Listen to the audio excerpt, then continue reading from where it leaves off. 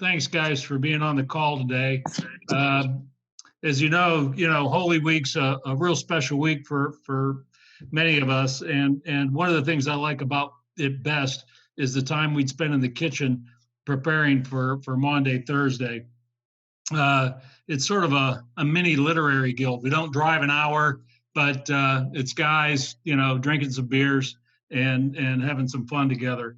And so really, I wanted to just get us together and talk about our Maundy Thursday experiences, what we like about it, what we love about it.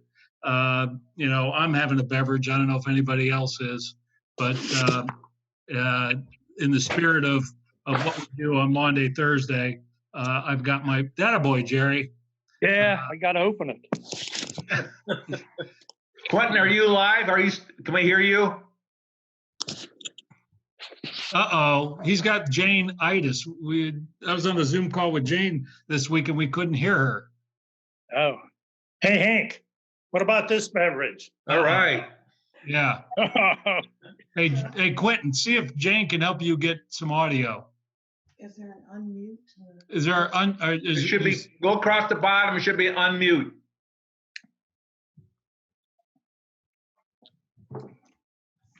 Well, while Quentin's trying to get some audio there,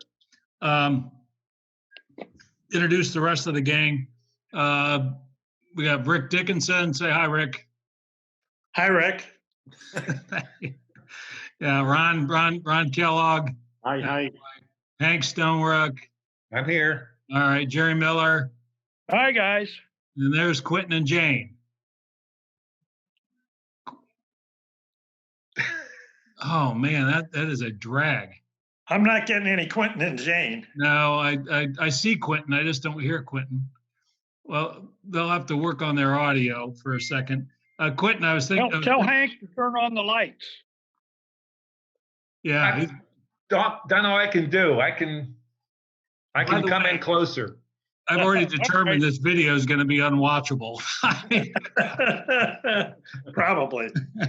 Anyway, maybe we can get started. I thought we could share some things about Maundy Thursday with those who might watch at home eventually. And so since we can't hear Quentin, maybe Hank can start and give us a little background. You're one of the original founding members of this church, and Maundy Thursday, sort of this tradition was started on your watch.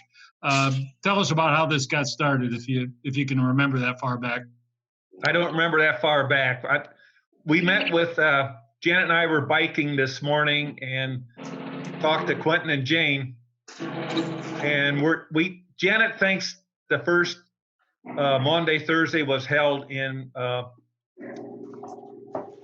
Chuck Lozanich's basement at 77 South Spring Street or North Spring Street, South Spring Street there, where that was the sanctuary, or that was the parsonage. That's where he lived.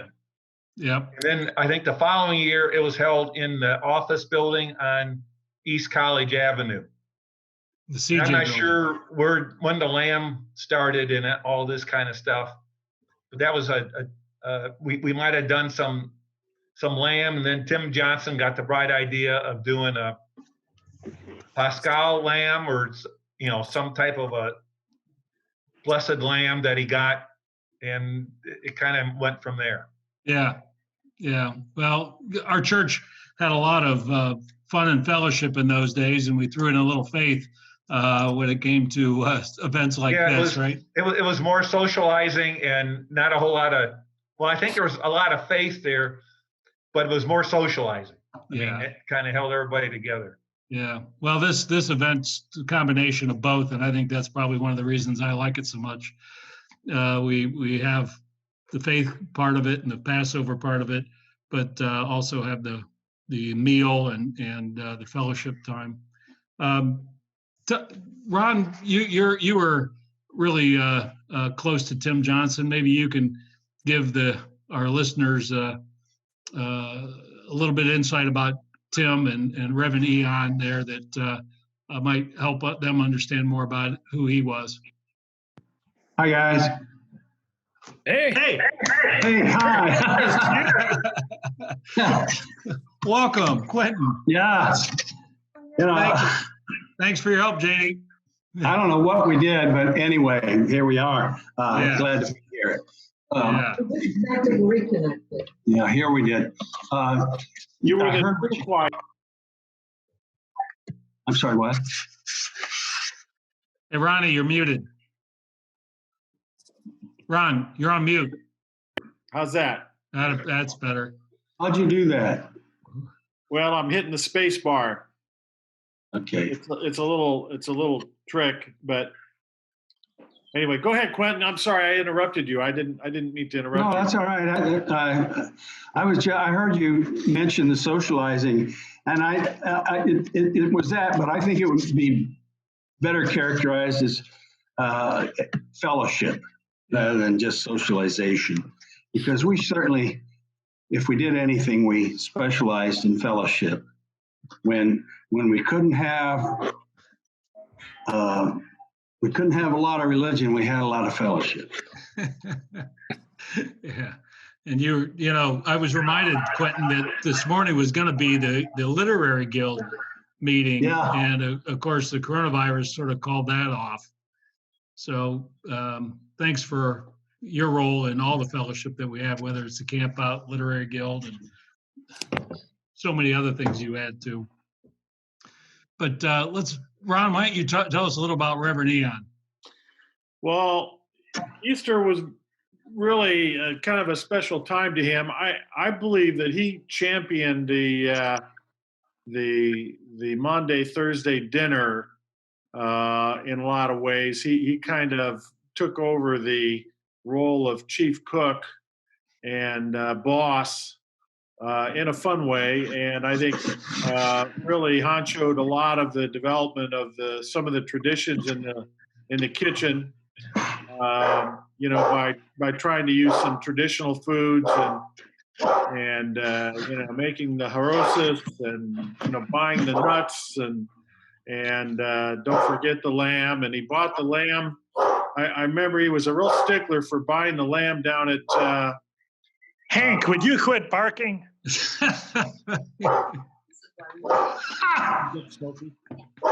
I'm talking. That's why I can't do it. So anyway,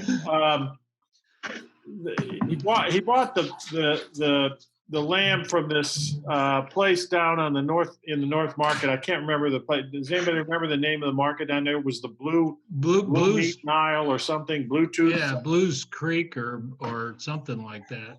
Blue Creek. Yeah. One Blue Goose. Yeah, they used to sell us this terrible product. It was just full of fat and it just took a ton of prep, and we had to really spend hours and hours, and it was very tedious kind of cooking. And every year, you know, they weren't bets, but we were wondering who's going to cut their finger this year, remember, and bleed into the lamb and have a true blood sacrificial dinner. And that was always the same guy, Phil. Who might that be? That's why Becky introduced me to using like meat scissors. So I can come home with my fingers. Yeah. Or they put me on garlic duty. Yeah. I was, when I joined the church in the early, it was it was kind of a fun offbeat event, and then it very quickly grew to, you know, 100 people coming to this thing. So it really had a kind of a transition. It hit. It was a blend of fellowship, but it really had a real faith, I think, tie, and I think it was an important event on the church calendar ever since then. Mm-hmm. And Reverend Ian had a big part in that meal. He was such a funny guy.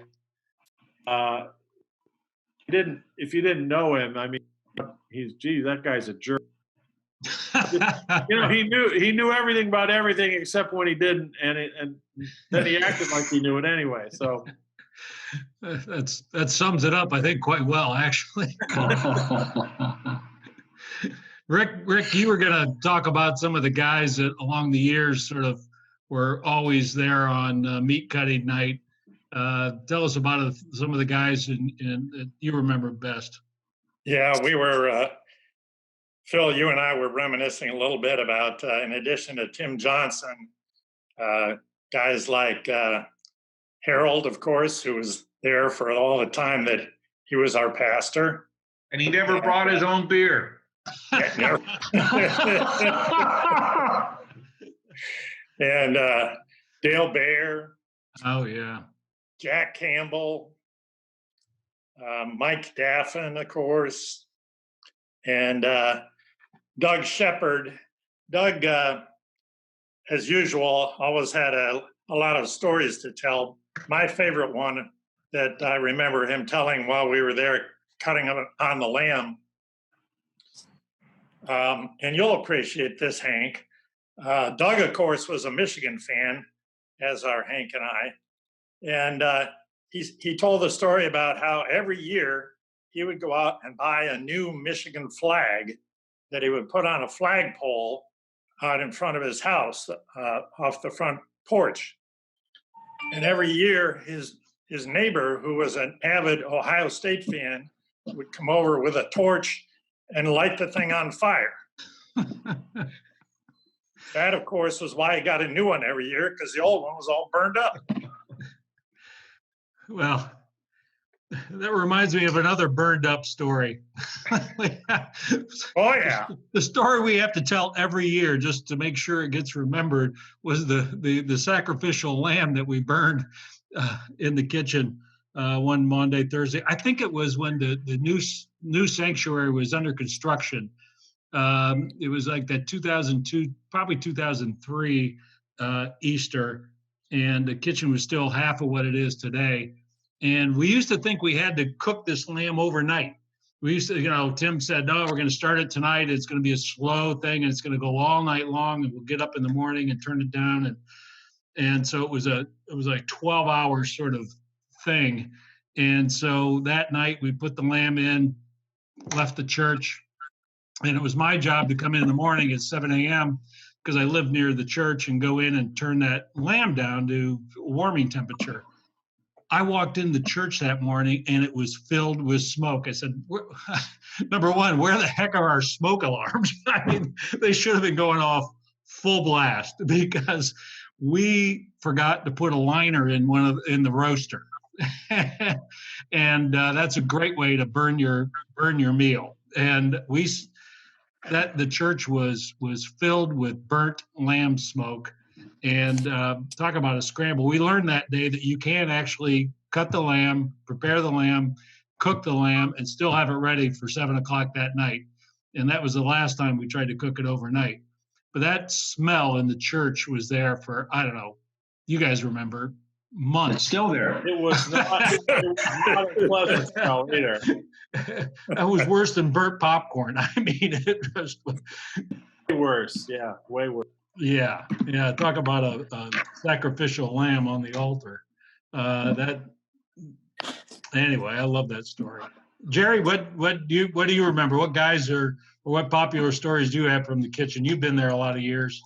Yeah, it's Rick kind of covered some of the people that I remember being there, and I remember one of the things, in addition to cut fingers, that it took you a while to master breaking down the garlic buds.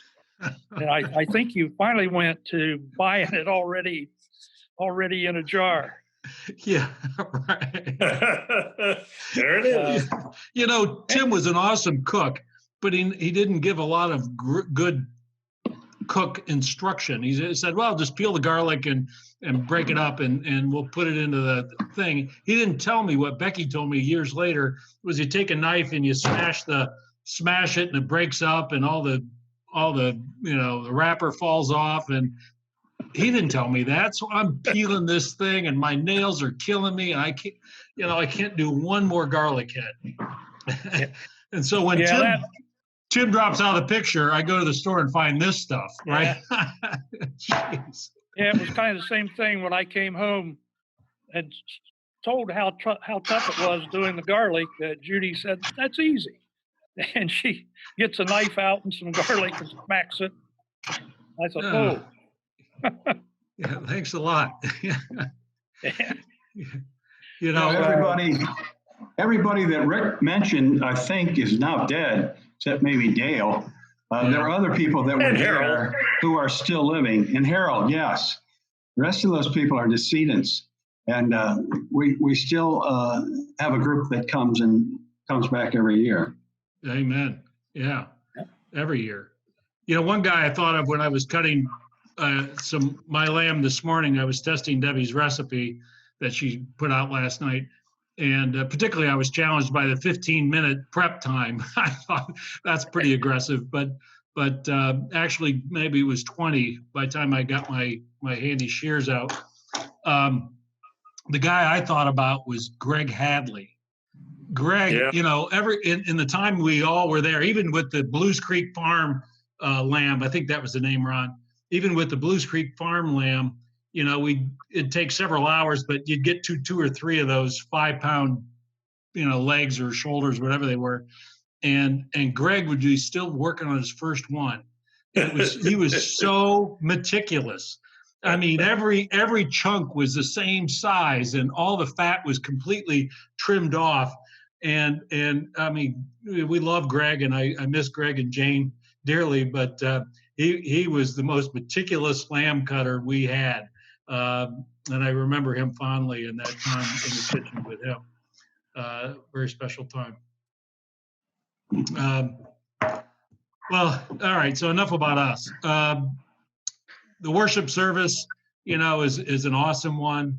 Some of my fondest memories from that were, you know, like you said, it grew from 100 to 200. You know, I didn't bring it with me, but we still, you know, everyone takes pictures of stuff these days on their phones. We still use a hand-drawn map to lay out the sanctuary for that time. Still comes in handy and still fits 210 people when we fill it out. And some people who no longer come to our church because they moved away still come to that service. Remember, Bonnie and John Zimmer usually come. Mm-hmm. Stella and Tricia Grassel would come. Anyway, you know, names that probably other people don't remember, but sure. Any other special memories of Maudy Thursday, or is it that you guys have? Those are a couple of mine. Well, mine are personal because, as of course, a part of the service that goes on throughout the course of the meal and the eating are the readings. And one evening, of course, Janie and Allie were chosen to do the readings, and that was really cool for me personally.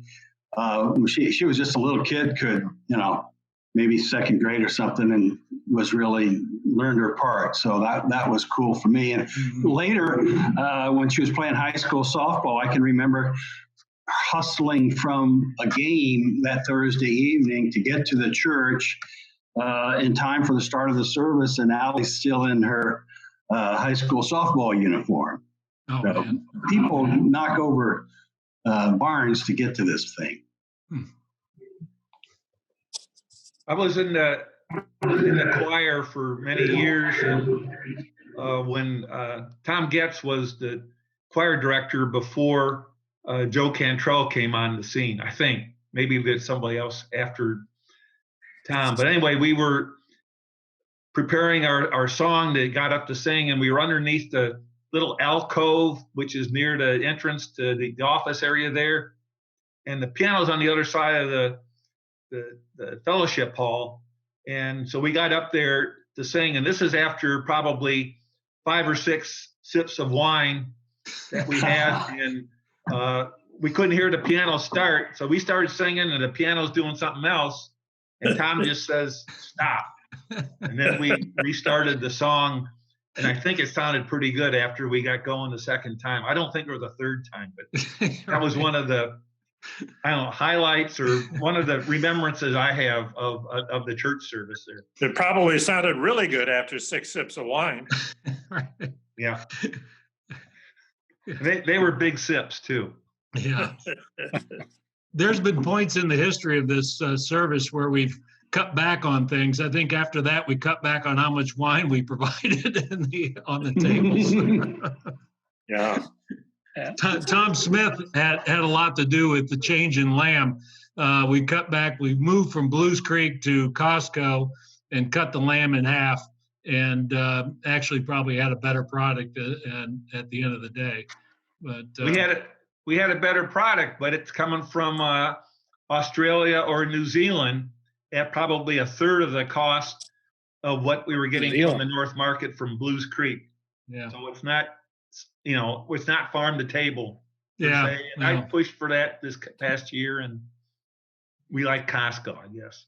Well, I think that wine we used to get started out as kosher wine, which wasn't the best tasting wine.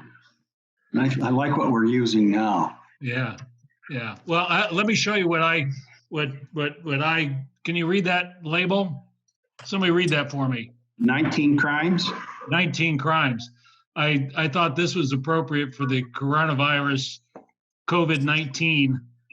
This is what I used on my lamb this morning when I went to prepare it. When I ran into this at the store, I said, this is meant to be my wine for my lamb prep today. Now, is that a picture of Tim Johnson on that bottle? Yeah, and you're over here bailing him out. Oh, that's a whole nother story. And then when you eat it, Phil, you can have a Corona with it. Oh, yeah. They quit making Corona. I just heard that this morning. Really? Yeah, for the time being. I'm sure that's temporary. Hey guys, we got about 5 more minutes in our call today. This has been really special for me to share these memories. Hank or Jerry, you got any special memories from worship services, or Rick? I was just, the thing was pretty much up and running by the time we joined the church as far as the Maudy service.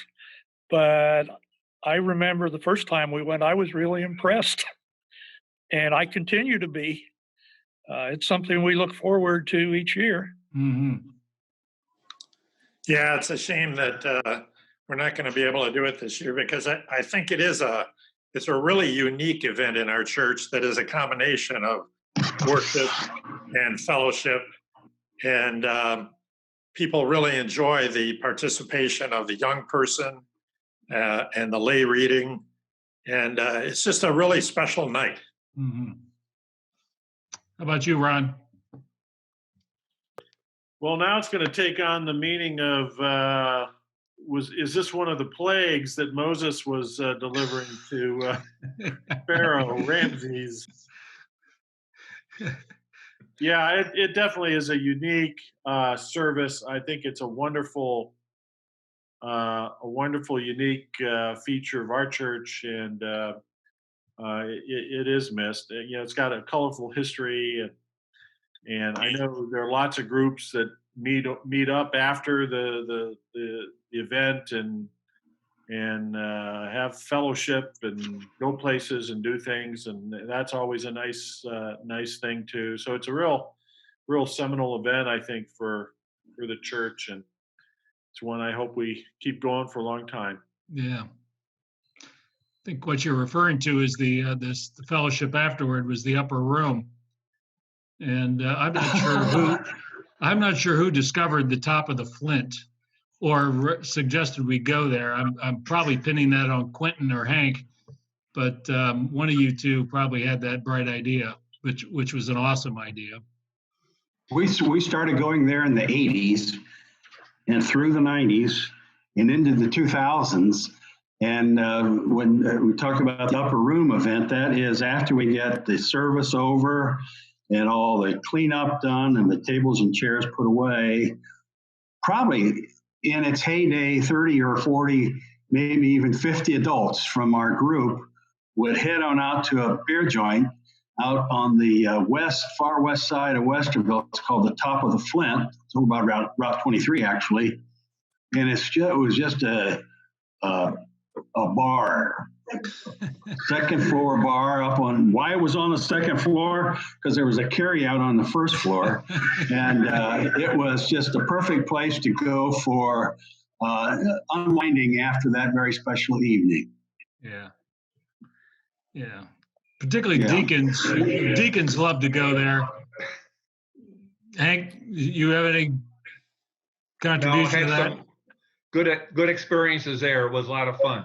Yeah, for sure. Well, guys, I don't have much more to offer to this event. Anything else about Maundy Thursday that we missed? I miss you guys. I miss the prep in the kitchen. I'm going to really miss this event. We'll see how our ministry team pulls it off Thursday night when they do it live stream. But I'm going to have my lamb. You can find that in Kroger, by the way. Right, in the first, I saw Hank and Janet there when I was buying my lamb. Of course, we didn't touch each other. They were wearing their gloves. But anyway, you can get it at Kroger, and mine's cooking right now. So thanks, guys, for being on this call. Really special to share this with you. And I'm sure this video is unwatchable, but thanks for thanks for being willing to be recorded. Yeah, thanks. Yeah.